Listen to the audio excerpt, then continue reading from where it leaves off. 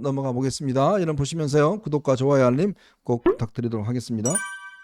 자, 이번에 여러분 아마 중동 전쟁 보시면서 야, 이게 정말 세상이 많이 바뀌고 있구나. 그리고 이 이스라엘이 이제 아이언돔이라는 거를 이제 중층 한 5층망을 만들어 놨잖아요. 네.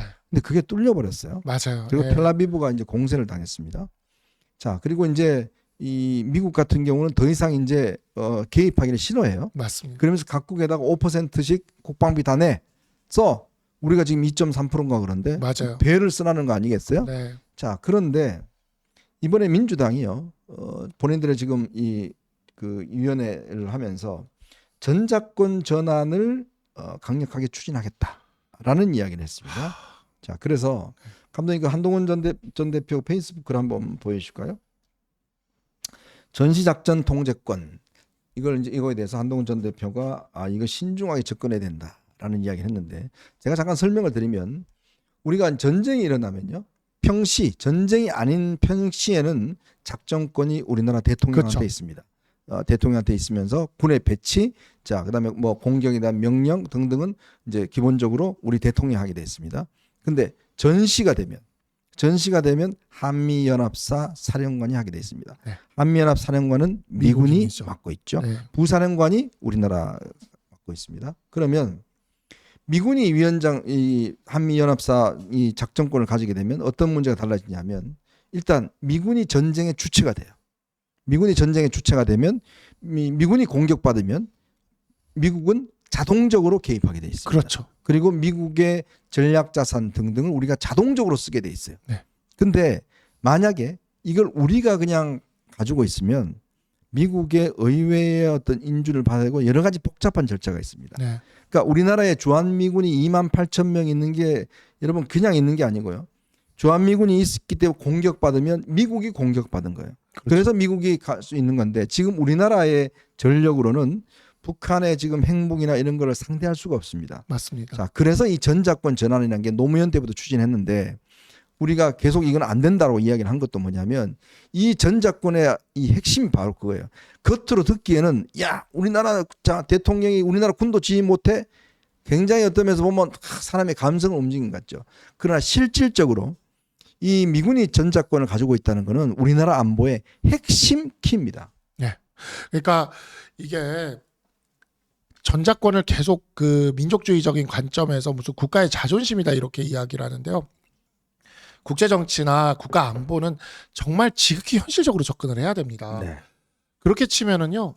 유럽 국가들은 전부 미국에 어찌 보면은 종속돼 있다라고도 얘기할 수 있어요. 왜냐하면 나토가 딱 우리나라 이 전작권이랑 비슷한 형태의 시스템이거든요. 네. 이 나토를 통해 집단적 방위 체계를 구성하도록 하고 이 집단적 방위 체계, 집단적 자위권의 행사로 미국이 자동 참전할 수 있도록 하는 거거든요. 네. 오히려 그로 인해 가지고 유럽 국가들은 나토를 통해서 미국에게 사실상 국방을 이렇게 아웃소싱하듯이 맡겨놓고 경제 성장이나 발전을 해서 문화적으로도 복지적 면에서도 굉장히 풍요롭게 살아왔던 거예요. 네네. 근데 지금 미국은 전 세계의 그런 안보를 책임지다 보니까 자기 나라 복지도 제대로 못하고 지금 그런 상황이거든요. 네. 그래서 거기서 손을 떼고 싶은 겁니다, 지금. 그래서 트럼프라는 인물이 당선된 것도 있어요. 네. 거기서 손을 뗄 그런 가능성이 있을 것 같으니까. 그런 약간 미국은 옛날부터 고립주의적인 그런 전통을 가지려고 하거든요. 네. 근데 우리나라에서 그냥 울고 싶은데 뺨 때려주는 격으로 전작권은 우리가 그냥 환수해 가져가겠다. 미국은 나갈 테면 나가라. 이렇게 해버리면 미국 입장에서 지금 트럼프는 진짜 그걸 해버릴 수도 있습니다. 네. 그렇게 되면 우리나라의 국가 안보는 그냥 통째로 그냥 무너지는 것이라고 볼 수가 있어요. 그래서 옛날에 6.25가 왜 터졌나를 생각을 해봐야 되는데 이게 미국에게 굉장히 중요한 그 안보 라인이 될 수가 있는 것이 이제 소위 말하는 이 돌연선이라 그래가지고는 쭉 이 에치슨 항로가 되는 라인이 있었죠. 예, 그 에치슨 라인에 있는 그 항로가 되는 배가 지나가는 항로가 되는 그 라인이거든요. 맞아요. 근데 그 배가 지나가는 항로가 되는 라인에 한반도는 돌출돼 있어요. 맞아요. 저쪽 바깥에 빠져 있다고. 그래서 휴전선 이남인 대한민국까지는 이렇게 포함한다라는 게 미국의 입장에서 지정학적으로 그렇게 이득이 되지만은 않는 상황인 겁니다. 미국은 그냥 일본 라인으로 이렇게 방어선을 물려도 되거든요. 네. 그러다 보니까 H라인 선포할 때 한반도를 빼버린 겁니다. 맞습니다.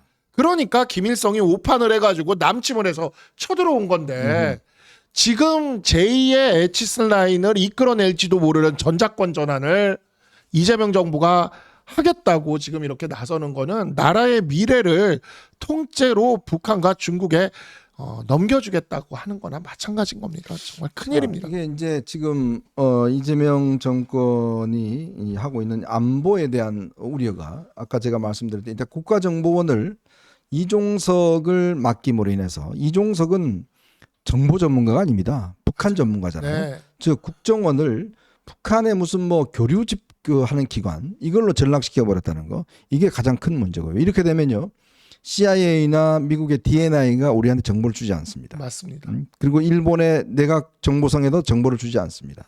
왜? 너네들은 북한하고 친하잖아. 우리 정보 주면 북한 넘어가거든. 안 줘요. 핵심 정보들 주지 않습니다. 그게 가장 큰 문제이고요. 자, 이제 이 전작권 문제입니다. 전작권 문제를 만약에 2014년부터 이제 전작권을 단계적으로 이제 우리 한국에 이양하기로 하면서 그 검증하는 몇 가지 항목을 뒀어요.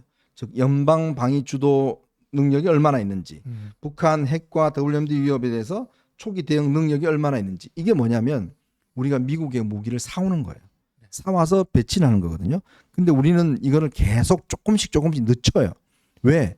그러니까 이 보수 정권에 들어오면 늦추는 이유가 뭐냐면 미국이 이걸 가지고 있어야 우리한테 유리한 거거든요. 근데 지금 이재명 정권은 집권 내에 이걸 하겠다는 겁니다. 아, 큰일입니다. 자, 지금 더군다나 이 주한미군 철수한다, 대만이 뭐 중국이 대만 침공한다 이런 이야기 나오는 판에 이걸 지금 추진하겠다는 거 아니겠습니까?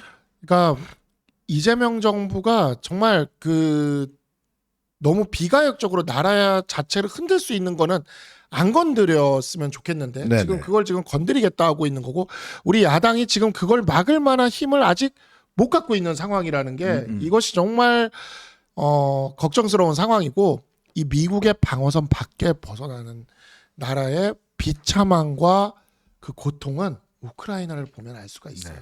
그래서 이 우크라이나가 뭐를 하려다가 러시아에 침공을 당한 겁니까? 이 나토 안에 한번 들어가서 안전을 도모해 보려다가 침공을 당한 거지 않습니까? 그렇죠. 지금도 젤렌스키가 트럼프에게 요구하는 게 뭡니까? 우리나라 같은 그런 한미 상호방위 조약이나 이런 전작권 같은 이런 것들을 가지고 싶은 거예요. 우크라이나는 지금 너무 그걸 가지고 싶은 거예요.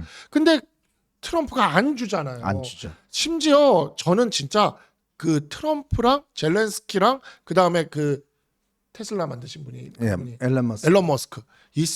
앨런 머스크는 아니었다. JD 벤스였네요. 벤스. 벤스랑 이 세 분이 보통은. 앉아가지고 벤스가 젤렌스키를 굉장히 모욕하는 그 장면을 보는데 맞아요.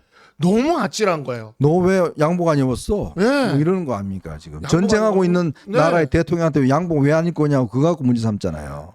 이 이재명 정부에서 만약에 전작권 환수를 해버리면은요, 그리고 차근차근 주한미군 철수까지 해버리면 나중에 우리 대통령이 그런 꼴을 당할 수가 있습니다. 미국의 대통령에게. 그리고 미국은 지금 다시 신고립주의로 계속 가려고 생각을 하고 있어요. 그래서 우리가 가지고 있던 거라도 최대한 지키려고 해야지 이거를 이런 거는 정말 큰일이라는 생각이 듭니다. 네. 자, 그리고 지금 고용부가 말입니다. 이제 뭐 이 정부한테 잘 보이려고 그런지 모르겠지만 국정위 보고에서 주 4.5일제를 도입을 검토하겠다. 또 포괄임금제 금지해서 공짜 노동을 근절하겠다. 자, 이러고 있습니다. 그렇잖아도 지금 이 노동시장 또 기업들이 하기 힘들다고 이야기를 하고 있는데 이러면 누가 일을 할까요? 기업하고 싶을까요? 사실 지난 문재인 정부 때 최저임금 급상승으로 인해서 우리 자영업자들부터 너무너무 난리 났잖아요. 고통스러워졌습니다. 네. 자영업자들이 이제 직원을 쓰질 않아요. 그리고 그 가족 노동 굉장히 장시간의 가족 노동에 지금 시달리고 있는 상황이거든요. 근데 여기에다가 야 이제 최저임금은 더 안 올리겠지. 그때 한번 그렇게 그 자기들도 비판을 많이 받았으니까 했는데 세상에 4.5일제랑 포괄임금제 금지라는 네. 역시 민주당이 기업이나 자영업자를 망치는 방법은 무궁무진하다. 네. 네, 정말 할 수 있는 모든 걸 하는구나. 라는 그런 생각이 들고요. 진짜 그 끝까지 내몰린 자영업자들을 마지막 벼랑으로 탁 밀어버리는 그러한 정책들이라는 생각이 듭니다. 이게요, 여러분들 그 참 회사 다니는 사람 입장에서 보면 또 쉬어? 또 놀아? 좋습니다. 자, 그런데 왜 민주당 사람들이 이런 이야기를 할까요? 지 손으로 돈 벌어보는 사람이 거의 없습니다. 민주당 안에는. 그러니까 돈은 그냥 벌려지는 걸로 알아요. 그냥 재벌은 돈이 있는 걸로 알아요. 기업하는 사람은 돈이 있는 걸로 알아요. 정말 그 사람들이 이 자본을 축적하고 돈을 벌기 위해서 얼마나 노력하는지에 대해서는 전혀 관심이 없어요. 맞습니다. 표를 주는 사람한테만 관심이 있는 거예요. 네. 자, 그러니 이제 이런 것들을 막 던지고 있는 거예요. 그러니까 권력을 이용해서 내가 뭐 툭 해주고 뭐 돈 벌면 되지. 근데 여러분들 아마 기업을 조그마한 뭐 법인이나 아니면 여러분들 뭐 이 커피숍 같은 거 해보시면 알겠지만 저희 회사 주변에도요, 한 집 건너 한 집이 다 커피숍입니다. 네. 그러니까 이게 경쟁이 되다 보니까요, 백다방 그다음에 뭐 맘모스 뭐 들어가고 이제 저가가 되니까 점점점 내려가는데, 이게 진짜 요즘 그 커피숍 주인분들 보면 이 다크서클이 쭉 내려와 있어요. 그러니까 사람들이 아침에 이제 출근하는 사람 몰려가잖아요. 제일 싼 집만 가요. 그 옆집은 사람이 없어요. 네. 근데 그 집도 좋을까요? 아니거든요. 그러니까 점점점 노동의 강도가 이게 세지고, 그러면서도 실질적으로 이제 알바생들을 고용하기 어려운 이런 맞아요. 상황을 만들어버린 거 아닙니까? 그러니까 사실 우리나라에서 지금 이 어찌 보면 평생 고용이라는 게 깨진 이후로 직장에서 정년을 채우기가 쉽지 않아지면서 대부분의 우리나라의 노동자들이 마지막이 40대 50대가 되면, 제 나이 정도가 되면 다 자영업자가 돼요. 네네.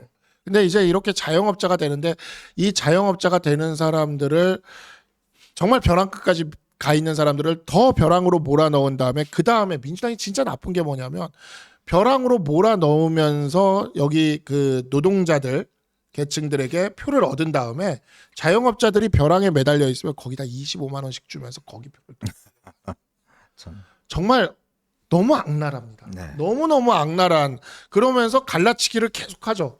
그러면서 이제 자영업자들을 전부 무슨 뭐 자본가인 것처럼 뭐 이렇게 해가지고 계속 비난을 하는데, 이 사람들이 얼마나 많은 위험 부담을 지고, 대한민국의 자영업자들은 건강검진 한번 받으러 갈 시간도 돈도 없어요. 네. 얼마나 어렵게 살고 있는지를 알아야 되는데, 민주당은 그런 식으로 몰아넣은 다음에, 그 다음에 그러니까 힘드니까 내가 25만 원씩 줄게 하면서 25만 원씩 주는 걸로 또 그 표를 얻으려고 하는 이런 모습을 보이고 있습니다. 진짜 언젠가는 이러한 정치는 망하는데, 이 정치가 망할 때가 되면 나라도 망할 것 같아서 너무 네. 걱정입니다.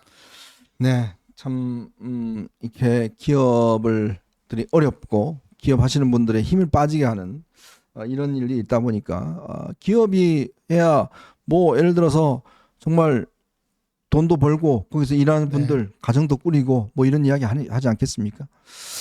자, 저는 이제 마지막 이슈로 한번 넘어가 보도록 하겠습니다.